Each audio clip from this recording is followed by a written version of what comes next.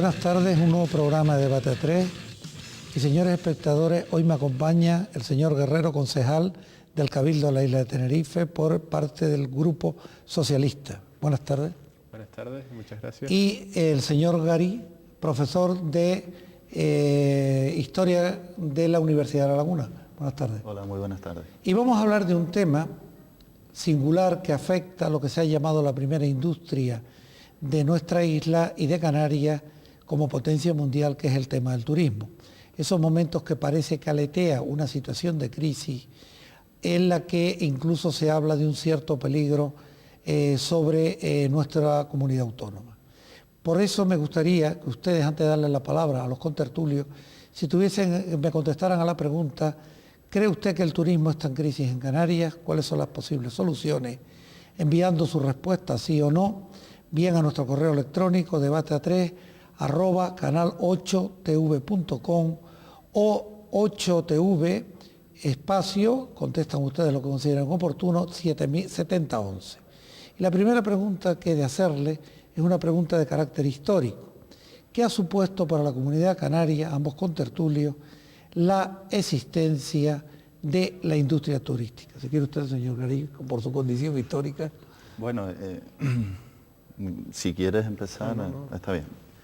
Bueno, no cabe duda que el turismo significó hace ya unas décadas, desde los años 60, introdujo un cambio de una dimensión colosal en la economía, en la sociedad, en la cultura y más tarde, con el inicio de la transición a la democracia política en el conjunto del archipiélago. Canarias era una sociedad eminentemente agraria, con una agricultura de subsistencia, poco tecnificada, exceptuando la agricultura dedicada a la exportación, donde sí había un nivel de tecnificación, porque era un espacio que estaba inserto en la economía mundial, en el tráfico internacional de mercancías, y por lo tanto era una economía, digamos, de competencia internacional, pero el gran porcentaje de la economía agraria era una economía de subsistencia, con un bajo nivel de cualificación técnica y de uso de técnica para el trabajo agrícola, y eso generaba unas condiciones de extrema, digamos, pobreza, unas condiciones muy duras para que la gente pudiese buscarse la vida con cierta normalidad. El turismo irrumpe en los años 60 y luego ya en los 70 se desarrolla con las grandes infraestructuras que se prestan para que así sea posible, los grandes aeropuertos, los hoteles, etc. Y hay un salto cualitativo espectacular en la sociedad canaria, desde el punto de vista al menos de las condiciones de trabajo y de las condiciones de vida de la población trabajadora canaria, ¿no? Sin olvidar, por supuesto, que ha habido que, digamos, poner en práctica grandes periodos de lucha sindicales, de reivindicaciones obreras, para que el sector de servicios, el sector, digamos, no solo de servicios, sino el de la construcción vinculada al turismo, los trabajadores pudiesen tener unas condiciones de vida que los alejase, digamos, de la extrema explotación a las que en un principio el capital, sobre todo en la última etapa de la dictadura y en los primeros tiempos de la democracia, gozaba, es decir, porque la capacidad de la represión política que significaba la dictadura y una policía completamente sometida, digamos, a los dictados más o menos arbitrarios del poder político, facilitaban que el movimiento obrero, o dificultaban, perdón, que el movimiento obrero pudiese hacer uso de la conquista de las 8 horas, del salario mínimo, de los convenios colectivos, de toda una serie de mecanismos que han sido mecanismos altamente beneficiosos para que efectivamente, acompañado con el turismo como motor, el turismo construcción, porque siempre es este binomio, asistamos hoy a un país, a un archipiélago donde hay unos niveles de vida relativamente aceptables para al menos 2/3 de la población, ¿no? Ricardo. Yo creo que el turismo lo ha cambiado todo. El turismo ha tenido repercusión en todo, no solamente en lo que es desarrollo económico. Un desarrollo económico que quizás Si no fuera por el turismo no se habría dado.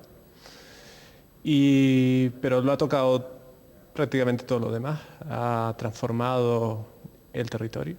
Yo creo que eso es evidente. Lo ha transformado más en unos lugares que en otros, pero lo ha transformado. Ha transformado el tejido social. Realmente los incrementos poblacionales que se han producido en Canarias y en Tenerife en particular, pues son fundamentalmente debidos al desarrollo turístico y lo que es preocupante, a una mano de obra local que no ha sabido responder a la demanda de una mano de obra más cualificada que exige cada día más el turismo. Ha habido cambios culturales, en buena medida culturales positivos. Y yo soy residente en el Puerto de la Cruz. Nosotros en el Puerto de la Cruz tenemos una tradición turística centenaria y la verdad es que la influencia de los visitantes extranjeros en nuestro municipio siempre nos ha hecho ser caracterizados por una mentalidad muy abierta, muy amante del debate. En definitiva, son fundamentalmente factores positivos.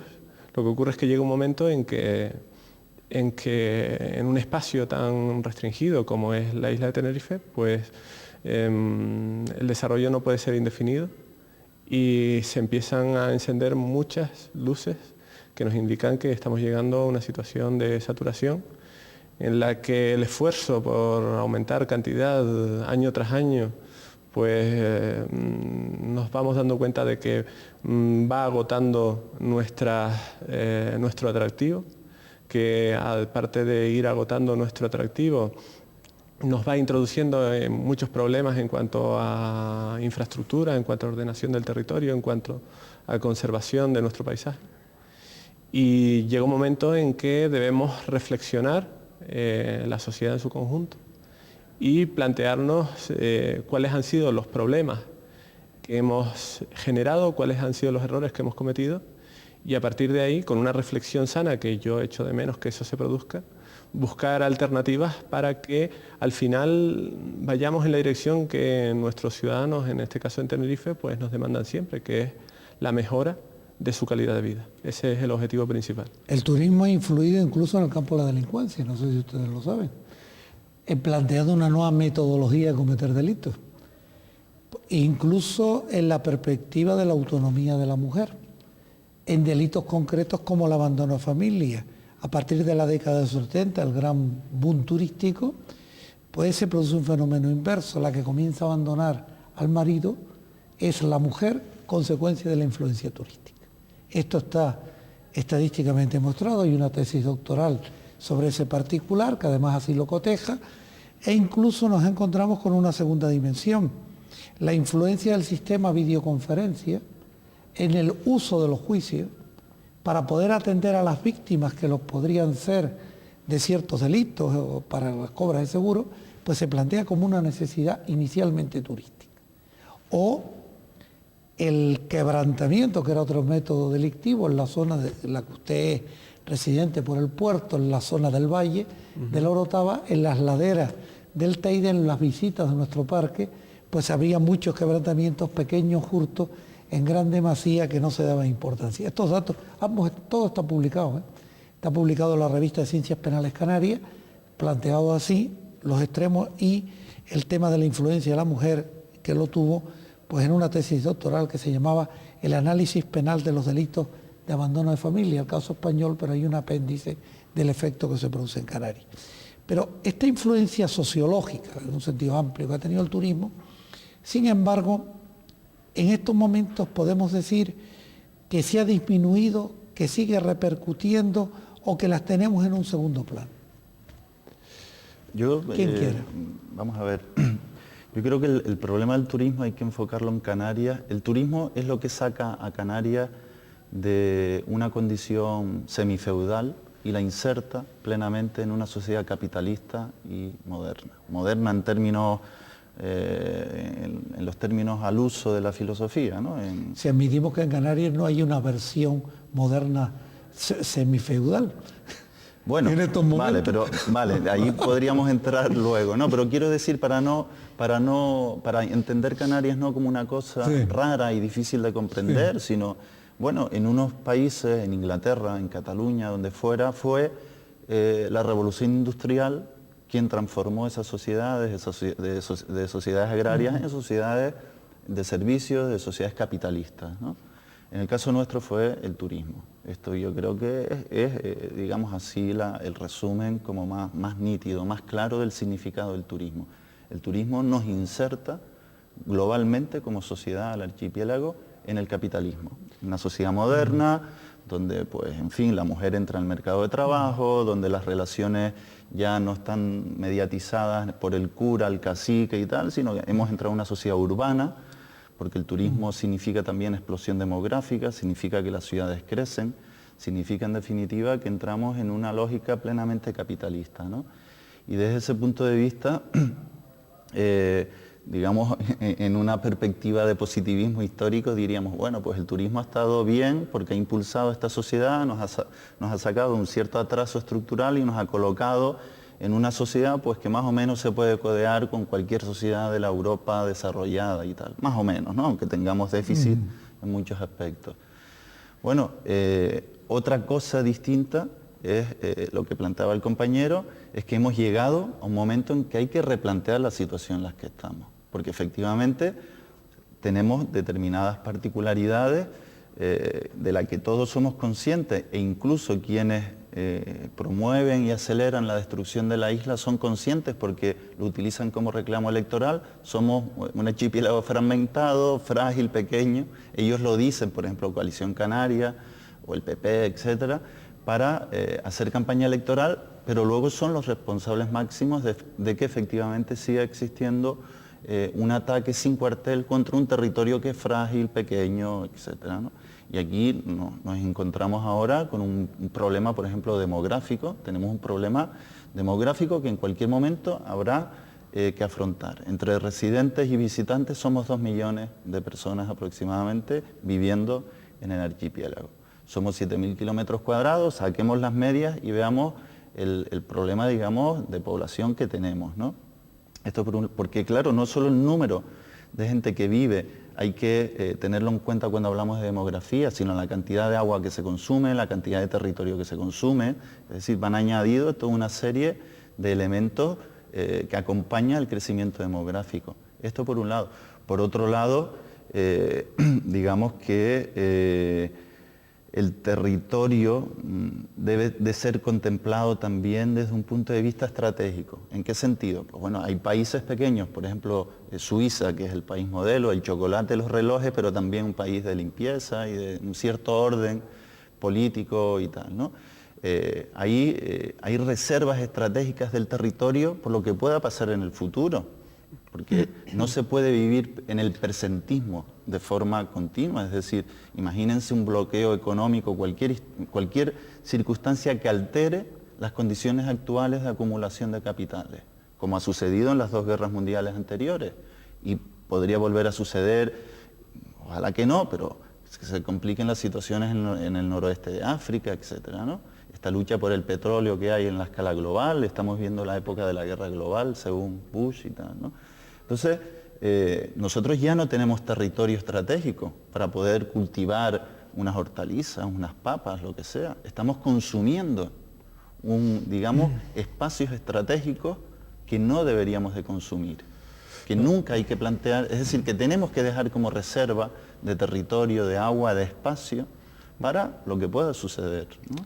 No, yo no soy un defensor de la política que ha realizado durante casi 20 años Coalición Canaria en esta isla, pero hay que reconocer que existe un plan insular de ordenación del territorio que sí contempla esas reservas de suelo en lo que se llama el suelo de reserva ambiental o de protección territorial, que precisamente permite, y yo creo que es una novedad, ejercer un control sobre el crecimiento urbanístico desde administraciones superiores a la municipal. Desde mi punto de vista, las administraciones locales, municipales, son administraciones vulnerables a la presión urbanístico especulativa, y por tanto, al final, pues el político, el legislador de administraciones superiores se ha dado cuenta de que hay que rescatar parte de de esa responsabilidad, porque si no, pues se lleva a una situación de más deterioro, ¿no? Pero vamos, que sí existe ese control que puede ser mayor o menor.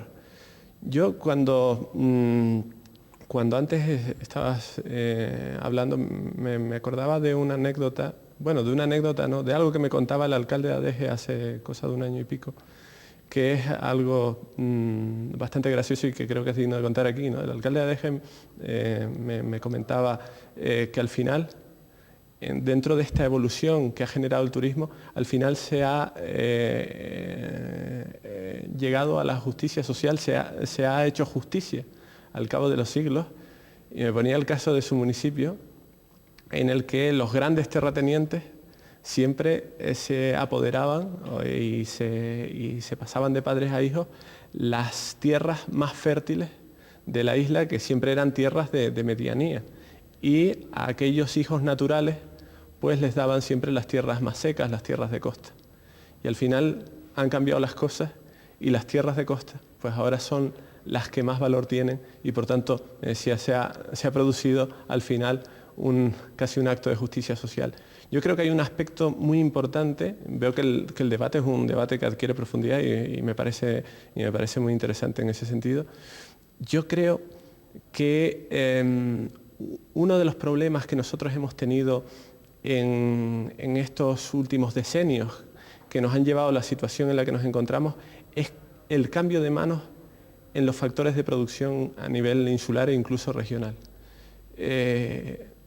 Yo creo que las personas que tienen ya unos ciertos años se acuerdan de apellidos emblemáticos en la isla, que eran los apellidos que controlaban la tierra, y esto pues desde ya unos decenios para acá viene cambiando, y realmente pues al final se produce, lo que digo, es un cambio en esos factores de producción que están condicionados además también a través del poder local que modula la actuación. Entonces, en ese sentido, la impresión que da es que los nuevos propietarios de los factores de producción, las personas que pueden dinamizar la economía, los grandes constructores, ¿no?, en definitiva, y todo el poder asociado,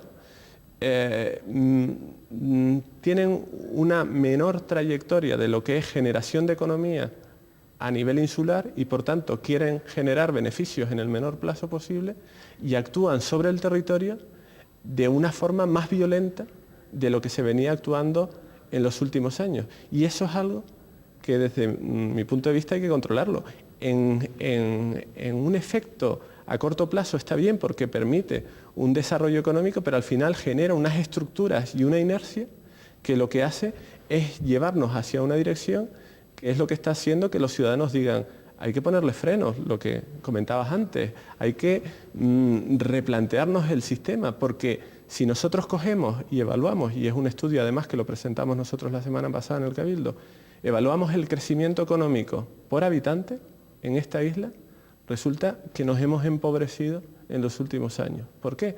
Porque ha entrado una cantidad importante de personas a trabajar en esta isla por problemas de movilidad laboral y por problemas de formación.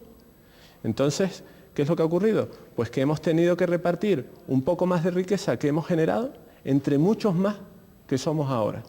Y entonces esa es una forma de crecimiento que es insana y que invita más a reflexionar sobre el cambio de modelo, que es lo que se tiene que producir para que al final el objetivo, que es el objetivo principal, que es la mejora de las condiciones de vida de los ciudadanos y de su nivel de vida, pues sea lo que realmente predomine y lo que haga que los políticos, como somos nosotros, pues vayan en la buena dirección. Usted acaba de hablar del PIOT, del Plan Insular de Ordenación del Territorio, y quizás con una vocación de lograr que hubiera un equilibrio o una solidaridad entre los diversos pueblos. Pero no se ha podido producir un factor de solapamiento en cuanto que esa política municipal facilitó la creación en días anteriores, pues incluso del volumen de camas, de nuevas licencias de otorgamiento, de un esquilmar lo poco que quedaba en aquellos terrenos y hacer nuevas cadenas hoteleras. Sí, yo veo por dónde van los tiros, ¿no? No lo sé, yo Sí. solamente lo pregunto. Yo veo por dónde van los tiros y nos estamos acercando a lo que es el tema de las directrices y de la moratoria turística.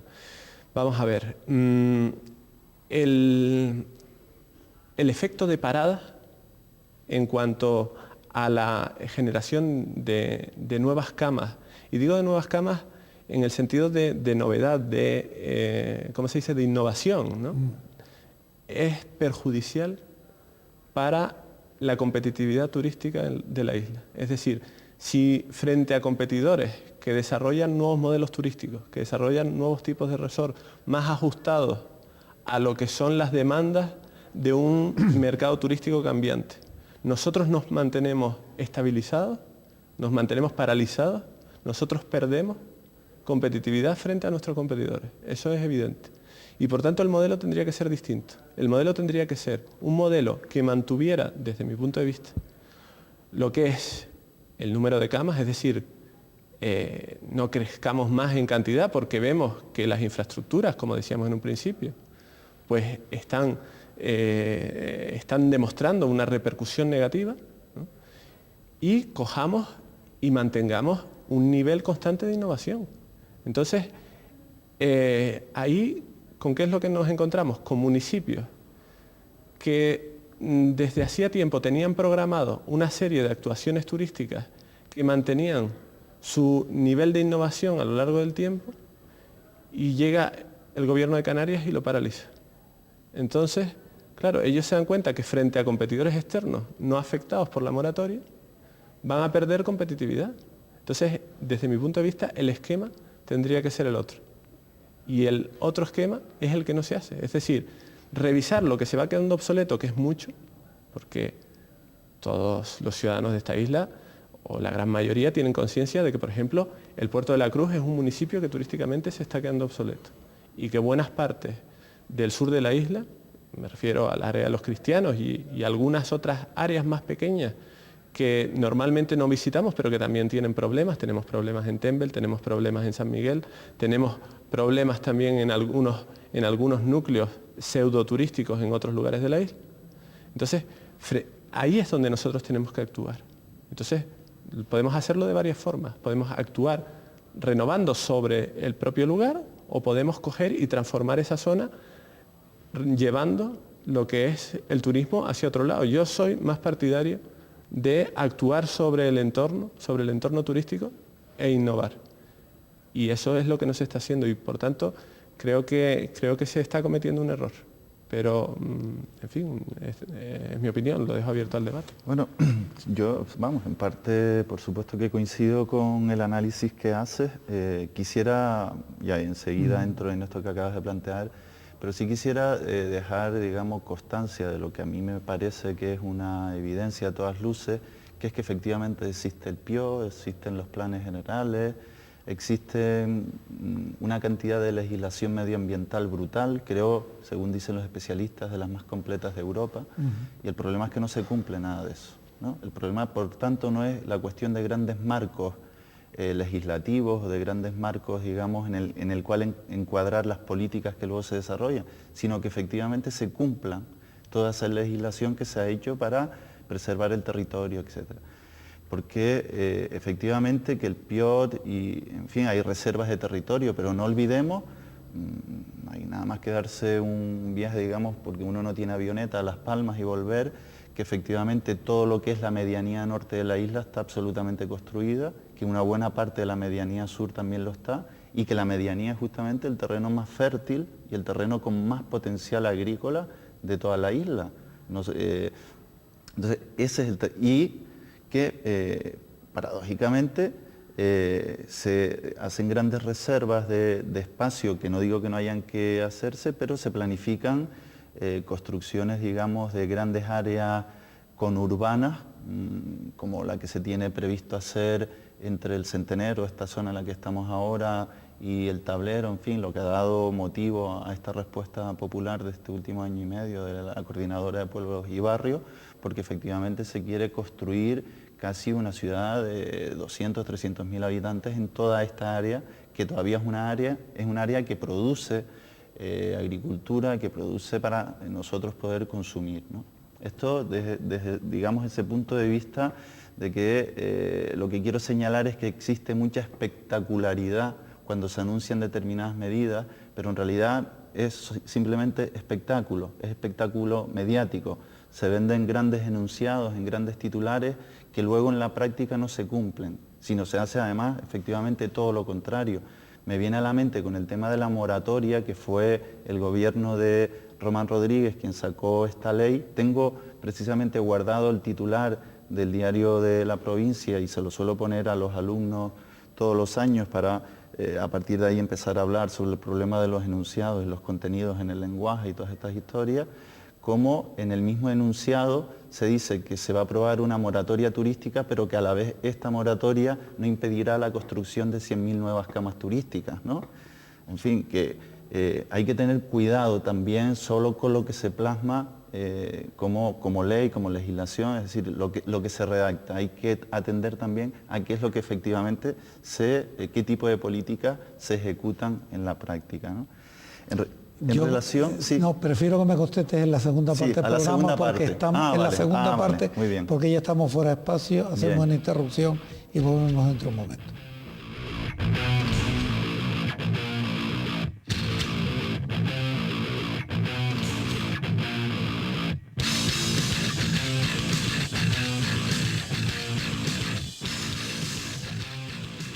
Bien, estamos en la segunda parte del programa y estamos hablando de turismo en la noche de hoy, y en estos momentos don Domingo tenía algo que exponernos sobre la posibilidad del tema de la moratoria por parte de alguien que no es jurista, pero que sí tiene un gran sentido sociológico sobre el particular y la influencia turística.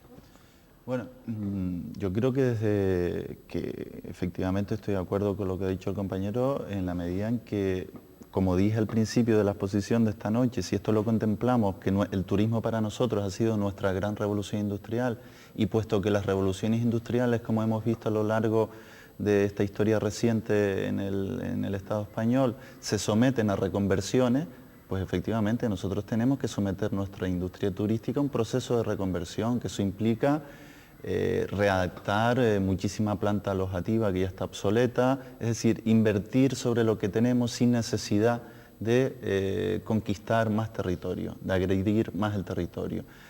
Yo creo que esa es una de las salidas de la crisis turística, pasa por ahí, pasa por reconvertir, por trabajar sobre la planta que ya está hecha y que está caduca, aparte por supuesto de que el turismo siempre tenemos que estarle dando vueltas a la idea de cómo vender más cosas aparte de sol y playa, y para eso se requiere, digamos, pues una cultura más fina sobre lo que podemos vender de nuestras ciudades, en fin, de toda una serie de patrimonio cultural, de patrimonio histórico que tenemos, no solo me refiero a los edificios, no solo a lo urbano, que tienen que ver, yo creo, con un necesario cambio de liderazgo político en Canarias, porque estamos viendo que hay un modelo agotado que se pretende seguir acelerando en esa misma dirección, porque es una clase política que ya está cansada de gobernar, lleva toda la vida gobernando y se le han agotado las ideas. Pero no lo que no están cansados de irse. Han llegado a un colapso, quiero decir, están cansados en la medida en que ya no son creativos, ya no son imaginativos, y por eso se ha producido esta mini revuelta social en esta isla en estos 2 últimos años, desde mi punto de vista, ¿no? Y sí quiero algún dato, a mí no me gusta hablar mucho con datos numéricos, pero en fin, alguna vez hay que citarlo. En el informe del CES del 2004 se habla que el aporte del Consejo Económico y Social, significa un 21%. Del PIB, el turismo representa en torno al 21%.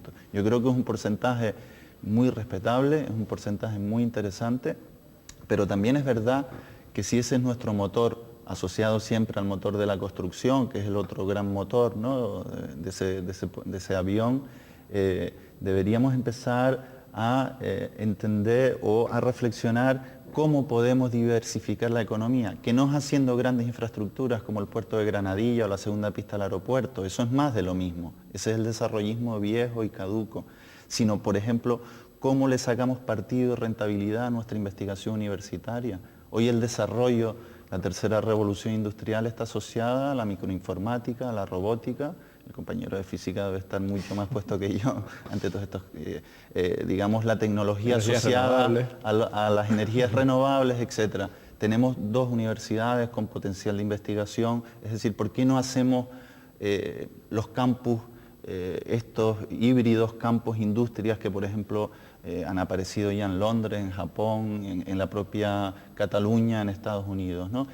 ¿Por qué no nos sumamos a esa tercera revolución que implica casar mucho más la investigación científica y el desarrollo de alta tecnología? Y podemos tener recursos financieros derivados, lógicamente, del sector punta, que es el turismo, pero para eso, ¿qué se requiere? Se requiere una dirección política que tenga claras esas cosas. Y yo creo que el problema de esta legislatura de Dan Martín es que ha puesto de manifiesto su incapacidad de liderazgo político, lo digo... Yo estoy completamente de acuerdo, vamos, yo creo que... Porque usted no es del partido de... No, pero hay datos objetivos que demuestran que probablemente este es el peor gobierno de la Comunidad Autónoma de Canarias de la historia. O sea, realmente poco se puede hacer peor. Ha habido un cambio de gobierno hace poco, pero bueno, en fin, tampoco nos vamos a trasladar demasiado de lo que es el ámbito del turismo, que yo creo que es lo importante. Con respecto a apostar por investigación y todo eso, en fin, lo que pasa es que los datos en educación en Canarias son tan malos que primero habría que arreglar las cosas de la base. Uno no puede aspirar a ser puntero en investigación si la educación la tiene tan mal como la tiene. Y desde luego otra cosa, si el turismo, que es en lo que estamos de acuerdo aquí, funciona en una situación de pseudocrisis o de semicrisis, que es en lo que todos estamos de acuerdo actualmente, desde luego que hay que arreglarlo. No vamos a coger y vamos a decir, bueno, el turismo funciona mal, vamos a empezar a mirar a otro lado. No, vamos a arreglar el turismo, que podemos arreglarlo y que tenemos esa infraestructura, no dejemos que se empeore, pero arreglémoslo. Y las reflexiones que yo hago al respecto, en términos generales, es que, muy bien, hacemos el diagnóstico demuestra numéricamente. Yo, por ejemplo, cuando ibas a hablar antes del informe del CES del 2004, pensé que hay otro dato que es más importante que, desde mi punto de vista, para ver coyunturalmente en qué situación nos encontramos, que es que el turismo está haciendo decrecer a la economía canaria en su conjunto desde el 2002. Eso es un dato muy importante. Pero ¿qué es lo que podemos hacer nosotros para resolver este asunto? Como político, pienso que hay que hacer un esfuerzo presupuestario para actuar precisamente sobre esas zonas deterioradas del tejido turístico insular que requieren ayuda. Lo que ocurre es que veo que los presupuestos son demasiado rígidos y que los que nos gobiernan actualmente no son capaces de mover el presupuesto, y menos aún, que sería el siguiente paso, después de mover el presupuesto y sacar partidas para realmente actuar sobre los lugares que lo necesitan, no son capaces, o sea, menos aún son capaces de arrastrar a la iniciativa privada para que conjuntamente actúen, porque lo que es evidente es que si el sector privado ha sido el que fundamentalmente se ha estado enriqueciendo de la actividad turística durante tantos años, ahora el sector privado debe ser protagonista a la hora de actuar en la recuperación de la competitividad en el sector turístico. Lo que no puede ocurrir es lo que pretenden algunos, que es que sea el Estado o la Administración quien vaya a arreglar las cosas, porque entonces el negocio es redondo. Es decir, yo cojo, monto mi infraestructura, empiezo a cobrar, voy amortizando y voy sacando todos los beneficios posibles y después le pido a la Administración que me lo vuelva a poner otra vez todo bien.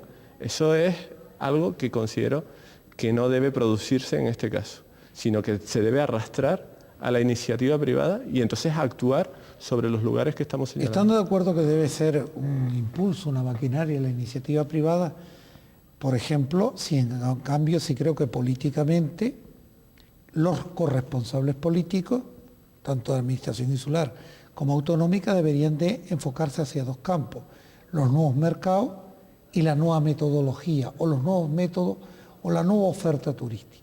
Hablando de los nuevos mercados, hay una fundación, que es la Fundación Canarias China, donde hay un potencial turístico importante Y donde no han sido, por ejemplo, no se le ha aportado apoyo pese a estar presentes todos los expresidentes del gobierno de Canarias, pese a estar presentes en el Comité de Honor.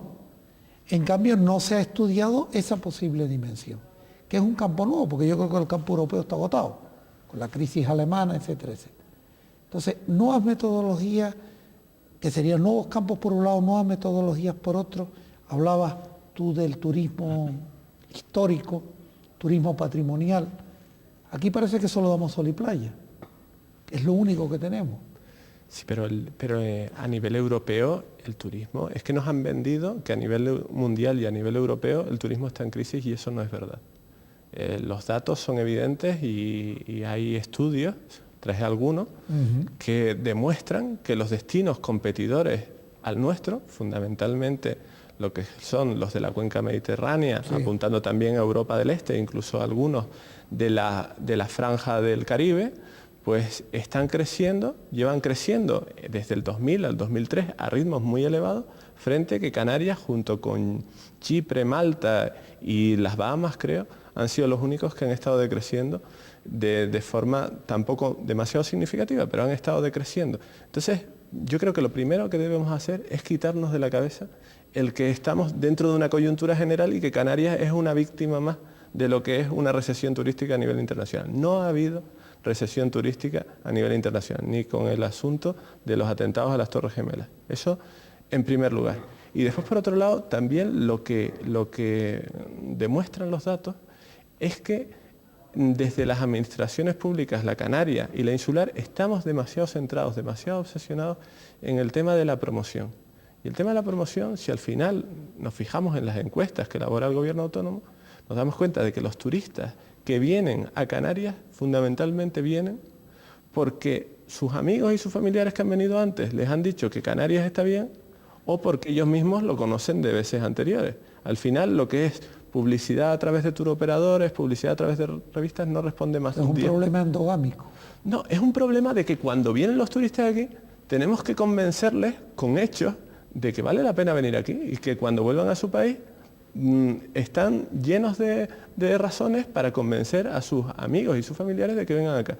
Y eso, como se consigue, es precisamente tratando de mejorar el destino turístico aquí, porque el asunto de la promoción, que está bien, y evidentemente el mercado chino es un mercado emergente en todos los sentidos, es un mercado casi que asusta, se puede decir. Sí, sí, hablaban de 25 millones de chinos para poder venir a hacer turismo a Canarias, ¿eh? Pues sí, pero lo que pasa es que la promoción es un mercado sin fondo, es un saco sin fondo, o sea, ahí se puede poner todo el dinero que uno quiera y más, pero al final lo que hace falta es que el turista cuando venga aquí sienta que está pagando lo que se merece por lo que está recibiendo y que realmente obtiene un producto que es diferenciado con respecto al que encuentra en otros lugares. Que diga, no, yo a donde quiero volver la próxima vez es al mismo sitio porque es donde descansé, donde me trataron bien, donde la seguridad era buena, donde la sanidad funcionaba estupendamente, donde el territorio lo vi que estaba bien cuidado y me sentí en un lugar distinto, no en un entorno urbano como el que la isla poco a poco está apareciendo, porque es que el área metropolitana está llegando a un nivel que ya en este debate nuevo sobre la unificación de La Laguna y Santa Cruz, ya nos están hablando de que el área urbana coge todo lo que es la comarca de Acentejo y también el Valle de Güímar. Es que nos estamos metiendo en una dinámica desarrollista que yo no sé hasta qué punto uno le puede encontrar el más mínimo rasgo positivo a esa situación y a esa evolución. Claro, eso que acaba de señalar es un dato evidentísimo. Ahora, el que puedan venir 25 millones de chinos no significa que nosotros tengamos que construir 1 millón de camas turísticas más, sino lo que tenemos es, digamos, que manejar la oferta que nosotros damos en función de una demanda de productos, en este caso los turistas son un producto, determinada. No podemos caer en la locura de que de repente se encuentra un filón turístico de un país que ha descubierto las Islas Canarias, supongamos, los chinos, y quieren venir no solo a vendernos flores sino a hacer turismo. Bueno, eso no debería implicar construir 200 hoteles más, ¿no? Es decir, nosotros tenemos que administrar lo que tenemos. Tenemos una planta alojativa bastante importante, muy grande, creo que estamos en torno a los 200 y pico mil camas turísticas en todo el archipiélago. Yo creo que eso es, digamos, un potencial considerable porque un crecimiento, digamos, en construcción, en mayores infraestructuras, implica más carreteras, implica más automóviles, implica más de todo. Y entonces llegamos a la paradoja de que convertimos Tenerife en Hong Kong. Y un chino de Hong Kong no va a salir de Hong Kong a ver otro Hong Kong 10 o 20 mil kilómetros a su oeste, ¿no? Porque la foto aérea de la isla de Tenerife efectivamente es hoy una conurbación urbana que llega aproximadamente hasta Los Realejos, ¿no?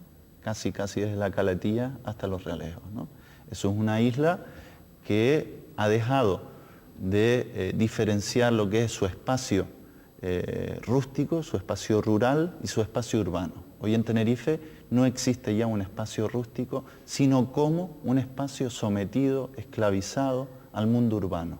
Es decir, si contemplamos que en el territorio se da también una lucha por el espacio, como dicen los geógrafos urbanos y tal, hemos visto claramente que aquí hay un sometimiento de lo rural hacia lo urbano. No hay una diferenciación que nos permita decir, a partir de aquí estamos en lo rural, y lo rural es un valor de exportación turística. Estamos cansados de ver cómo, por ejemplo, el turismo alemán patea la isla mucho más que nosotros, ¿no? Y se va uno a comer, a tomar un vaso de vino y a comer una carne de conejo a lo alto del monte, allí te ves una pareja de alemanes que están caminando por allí, ¿no? Es decir, lo rural, si no contemplamos que lo rural es un espacio de expansión turística de la gente que quiere salir, sino que lo convertimos en un espacio, digamos, en la huerta de lo urbano, estamos, como tú decías al principio de esta noche, destruyendo uno de nuestros recursos básicos que ofertar al turista, que es el espacio, ¿no? Que es, digamos, la particularidad de nuestro espacio. Porque el turismo en Canarias juega con la ventaja, aparte de las que comentabas antes, de seguridad, buena sanidad, limpieza y todo esto, digamos, el espacio, el espacio físico es también absolutamente característico y se vende como estampa, ¿no? En nuestra isla, por supuesto, o en Fuerteventura o en Gran Canaria, ¿no? En todas las islas venden la foto de la isla como un espacio idílico, en fin, en lo que podemos tener. Aquí no suceden huracanes, sí, no hay desgracias naturales, el clima es bueno a lo largo de todo. Ustedes han planteado, ambos ha latido un poco en el debate el tema de las infraestructuras. Cuando se habla de las infraestructuras y generalmente se polariza no a la segunda pista, no al puerto Granadilla, un sector, otro sí a la segunda pista, sí al puerto Granadilla. Y queda un tercer factor, la necesidad del arco de circunvalación o de comunicación absolutamente en la isla. Esto que puede repercutir o no repercutir esa circunvalación al propio turismo. Me gustaría oír la opinión de ustedes. Bueno, yo para tocar lo que son todas las infraestructuras, por no huir del debate, sí, yo creo que con respecto al puerto de Granadilla, nuestro partido ha hecho un esfuerzo importante en contra de sectores importantes a nivel insular, sectores de poder, ¿no? Para reducir el tamaño del puerto a lo mínimo para que sea practicable para determinadas necesidades.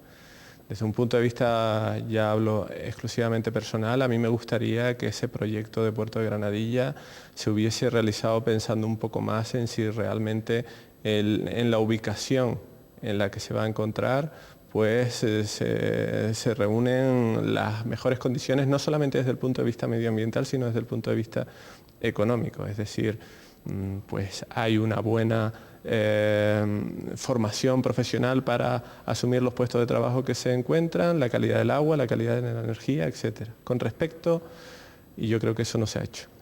Con respecto a la segunda pista del Reina Sofía, los indicadores son claros, cada vez, va decreciendo la cantidad de viajeros que entran por el aeropuerto del sur y por tanto nos vamos alejando más de la necesidad de tener esa segunda pista, porque el plan director de esa infraestructura contempla que la segunda pista se hace de acuerdo con una evolución en cuanto a lo que es la demanda de viajeros o el tráfico de viajeros que se producen por esa infraestructura. El aeropuerto del norte sí que tiene tasas de crecimiento muy elevadas, pero el del sur, y gracias que sea así, porque una infraestructura como una segunda pista pues cuesta mucho dinero, que es necesario también para otras cosas.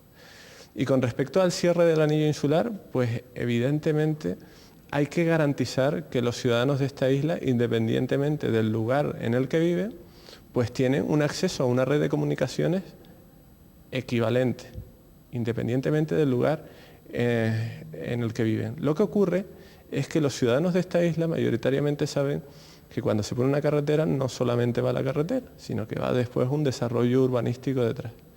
Y entonces, en ese sentido, pues hay una precaución y hay un cierto rechazo, aparte de lo que desde el propio norte de la isla se está demandando con razón, de que, oiga, usted no me haga un cierre del anillo insular, sino tráigame empleo para el norte, porque es donde lo necesitamos. O sea, porque dentro de esa idea que vengo defendiendo desde un principio, que es la mejora de la calidad de vida de los ciudadanos, pues dentro de esa mejora está que tengan los puestos de trabajo cerca del lugar en el que viven, incluso desde un punto de vista medioambiental, de disminuir el coste energético de lo que es el transporte diario. Entonces, en ese sentido, mejora de comunicaciones sí, pero evidentemente con un respeto al medio ambiente y que no sirva eso como una puerta de entrada a un desarrollo urbanístico en la zona más virgen de la isla de Tenerife, que es una zona muy apreciada por nuestros turistas, y vuelvo otra vez al ámbito turístico, y que por tanto tiene un valor económico desde un punto de vista turístico que nosotros no somos capaces de saber apreciar, que en otros lugares sí se hace, porque esas externalidades económicas, eso se puede internalizar, se puede valorar económicamente. Y nosotros eso deberíamos hacerlo, para realmente contrastar lo que es hacer unas infraestructuras, en este caso unas infraestructuras que tienen un impacto fuerte, y lo que significa de pérdida de atractivo medioambiental y al final pues lo que significa de pérdida de atractivo turístico para las personas que visitan esta isla. Bueno,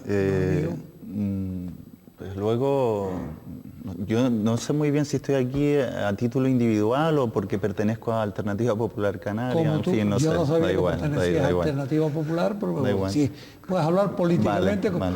Yo también pertenezco a un partido político. Vale. O sea. No, lo decía porque, claro, es distinto a lo mejor la posición que uno tiene que asumir como colectivo a la que asume individualmente. Tú hablas como ¿no? quieras. Vale, de acuerdo. Entonces voy a hablar colectivamente, como si acabase de salir del psiquiatra. En fin. Yo creo que la cuestión para nosotros el puerto de Granadilla no tiene objeto de realizarse, es decir, consideramos que es una obra que tiene tras de sí simplemente la intención de construir el puerto propiamente. No hay un desarrollo estratégico más allá del puerto, sino el hecho de la construcción en sí mismo. El puerto de Santa Cruz ha demostrado por activa y por pasiva que tiene posibilidades infinitas de desarrollo, que se está boicoteando el desarrollo normal y más o menos razonable del puerto de Santa Cruz, porque se quiere finalmente meterle mano a la cuestión del puerto de Granadilla, ¿no? Por lo tanto, para nosotros no hay razón de ser del puerto de Granadilla, aparte del impacto medioambiental y las consecuencias sobre el turismo que luego acarrearía. Yo le invito a la ciudadanía, particularmente de Santa Cruz, que se dé una vuelta, por ejemplo, por el Castillo Negro ahora, para que vean una mancha de petróleo que hay ahí desde hace muchos meses, a la que no se le ha dado ninguna publicidad, y ha sido por efecto, no sé si de limpiar bodegas de barcos o porque se ha roto alguna de las tuberías, pero cómo ese tipo de manchas se trasladan por el océano sin ningún tipo de control. Y tenemos nuestro pequeño chapapote, digamos, ahí hace meses en el Castillo Negro y a nadie le ha preocupado lo más mínimo. Y, en fin, según todos los técnicos del mundo, no hay actividad portuaria que no implique el riesgo del derrame de petróleo, de fuel oil, etc. Y que eso implique ensuciar todas nuestras playas del sur. Si estamos hablando de turismo, ¿cómo podemos permitirnos el riesgo de poner en peligro la playa, que es el valor supremo del turismo que nosotros estamos vendiendo, ¿no? Es decir, estamos en contra de eso, estamos en contra también de la segunda pista del aeropuerto porque creemos que es una infraestructura hermana de la otra. Se quiere hacer la segunda pista para sacar el material de relleno para construir el puerto, porque la segunda pista del aeropuerto del sur es el aeropuerto del norte. Es decir, una isla tan pequeña que tiene 2 aeropuertos internacionales, tenemos, digamos, una infraestructura aérea muy considerable. Y en relación al cierre del anillo insular, que es la otra gran apuesta, digamos, infraestructural y estratégica de los actuales gobernantes de la isla, pues coincidimos, digamos, en este caso con la posición que mantiene el compañero del PSOE, que consiste en que hay que crear el trabajo en el norte de la isla. Porque además en el norte de la isla no estamos hablando de cualquier lugar, estamos hablando de que está el puerto de la Cruz, que es el centro histórico, el motor histórico de nuestro desarrollo turístico en esta isla, es el puerto de la Cruz. Y ahí volveríamos a toda esa cuestión que hablábamos antes de la readaptación de la planta alojativa, de invertir verdaderamente en las infraestructuras turísticas del puerto de la Cruz y hacer que el puerto se convierta de nuevo en el foco de desarrollo y de creación de trabajo y de riqueza principal de la comarca noreste de la isla de Tenerife, ¿no? Entonces, esas, digamos que serían las posiciones en torno a esas grandes cuestiones infraestructurales. Pero yo creo que la cuestión, insisto, no es solamente una opción técnica que se pueda, digamos, una opción que desde un punto de vista técnico se pueda optar. Para mí es un problema político. Aquí en esta isla, porque solo estamos hablando de esta isla, se han casado demasiado algunos intereses empresariales con los intereses políticos, están muy cruzados. Ya no sabemos si los políticos están hablando por boca de su partido o por boca de los empresarios que financian esos partidos. Los políticos no, los que gobiernan. Los que gobiernan y algunos de los que no gobiernan. Otros que no gobiernan. Y algunos de los que no gobiernan. Bueno, pero lo que está más claro es que quien tiene el poder es el que gobierna. Sí, pero quiero decir que se ha mezclado. Depende de qué tipo de poder. Hemos llegado a la paradoja la ciudadanía percibe que efectivamente existe un poder formal, pero que luego existen los poderes reales que no están sometidos al sufragio universal ni están sometidos a las urnas y que actúan en la sombra, ¿no? Y que son los que están determinando las directrices políticas que desde mi punto de vista lo que podría producir un viraje en esta isla y en el archipiélago es una nueva dirección política que cambie de rumbo la situación en el archipiélago. No son soluciones técnicas que luego tendrían que venir, por supuesto, ¿no? Ahí me quedan 3 minutos de programa y hay un tema que yo no me puedo sustraer.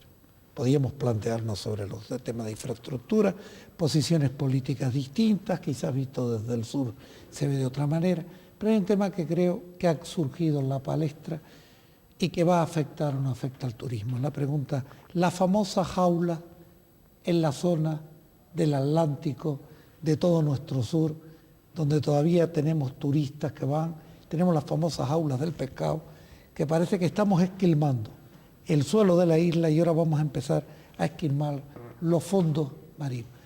Solución política a este respecto, esto es viable desde la perspectiva, aquí hay 2 representantes de partidos políticos, uno que cogobierna, No, ¿cómo que cogobierna? Cogobierna en un apoyo en el Parlamento de Canarias. Sí, pero en los grandes temas, no me asustes. Yo lo planteo. En los grandes temas y con dificultades. Otro que está como yo en el exilio, con mi partido, porque por eso nos permite cierta libertad de poder decir ciertas cosas. Pero yo aquí no estoy como político, porque entiendo muy poco política. El tema de las jaulas, que acaba de surgir recientemente. El tema de las aulas, además, voy a demostrar, porque, vamos, es que a mí me hagan ni mínimamente cómplice de Coalición Canaria y de sus años aquí de gobierno, pues eso era lo que me faltaba ya por escuchar, ¿no? Nosotros, en el tema de las jaulas marinas, hemos mantenido una posición bien clara en el Cabildo, porque no hay que olvidar que el tema de las jaulas marinas está dentro de un plan territorial especial de ordenación de la acuicultura. Y entonces nosotros ahí hemos mantenido una posición contraria a ese desarrollo de jaulas marinas en el sur, en el entorno de los núcleos turísticos que actualmente son más rentables dentro del ámbito insular. Es un disparate porque tienen un impacto medioambiental tan grande en una zona que ya de por sí está muy masificada y que los propios indicadores, porque estos indicadores uno los evalúa constantemente, de lo que es la calidad de las aguas, pues hay días en que se deterioran, hay informes que hace la Consejería de Sanidad y en los que se evalúa la calidad de las aguas en todas las playas, y hay playas en el sur pues que tienen demasiada presión de los turistas y de las personas que van allí a situarse. Quizás la calidad viene más dada que por las jaulas, por los propios emisarios y el tratamiento de aguas residuales. Es un tema quizás un poco más complicado porque ahí hay algo también de desalación encubierta y etcétera, pero que desde luego que esa actividad de emisarios es una actividad que viene dada por esa actividad turística, y lo que no vamos a hacer ahora es por una industria acuícola que no conocemos cuánto aporta, pero que da la impresión de que debe aportar mucho menos que ese 21% del valor añadido bruto que se señalaba antes que se introducía. Pues evidentemente ahí hay que ser muy precavidos y, hombre, buscar otras ubicaciones y también estudiar en mayor detalle pues cuál es el impacto medioambiental, porque se comenta, yo no soy un experto en la materia, pero que lo que son los piensos, lo que son las heces de los propios pescados, lo que es también el esquilmamiento, no sé si se dirá así, el esquilmado, se esquilman, ¿no? los fondos. El esquilmado de fondos para traer, porque los peces son carnívoros, ¿no? Y entonces, bueno, dicho de una forma coloquial, ¿no? Pues evidentemente eso hay que frenarlo, estudiarlo bien en detalle y bueno, y los alcaldes de los dos municipios se oponen. Sí, bueno, yo la verdad es que no soy nada especialista en este tema, pero sí creo que hay una cuestión de sentido común, y es que para nosotros sería, para nosotros me refiero para la comunidad, para los habitantes de la isla, muchísimo más interesante subvencionar y fortalecer la pesca tradicional, artesanal, etcétera, como también un valor añadido, ¿no? Vinculado al turismo, esto de vender pescado fresco, que se coge en condiciones ecológicamente saludables, etc. Y con, lógicamente, vuelvo a decir, con digamos, una voluntad que quiera subvencionar ese tipo de actividad, porque no olvidemos que finalmente todas las actividades que tienen que ver con darle de comer a la gente en los países desarrollados están fuertemente subvencionadas. La agricultura, la pesca, todo eso, en la Unión Europea, en Estados Unidos, tiene una subvención poderosísima, porque si no, no serían rentables compitiendo en el mercado libre. Como dicen, digamos, los gurús del libre mercado, no podrían competir con la producción de los países menos desarrollados, porque la mano de obra es más barata, en fin, por todo lo que sabemos, ¿no? Señores, el tiempo en televisión es cruel, se ha acabado. Yo les quiero agradecer tanto a Domingo, representante de Alternativa Popular Canaria, sé que le dan muy pocas oportunidades en otros medios, que aproveche este y tiene abierto al menos mi programa y creo que este canal para siempre que quiera, y al señor Guerrero, representante del Partido Socialista, que tiene una mayor difusión, su asistencia y su presencia en el programa. Me parece interesante, y a ustedes decirles que hemos hablado del turismo y que nos han quedado algunas cosas en el tintero que lo espero la próxima semana. Muchas gracias.